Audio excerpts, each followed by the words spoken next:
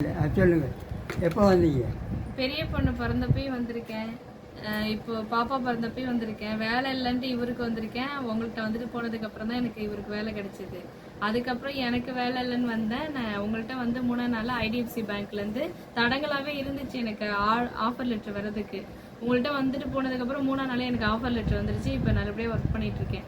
இப்போ தொழில் ஆரம்பிக்கலாமா, இதை பண்ணலாமான்ட்டு நானும் ஒரு 3 மாசமா உங்களுக்கு வரலான்னு ட்ரை பண்றேன். கடவுள் கொடுத்து வைக்கல, இன்னைக்கு தான் கொடுத்து வச்சிருக்காரு. வந்து கேட்டுட்டு போறேன் தொழில் ஆரம்பிக்கிறதுக்கு.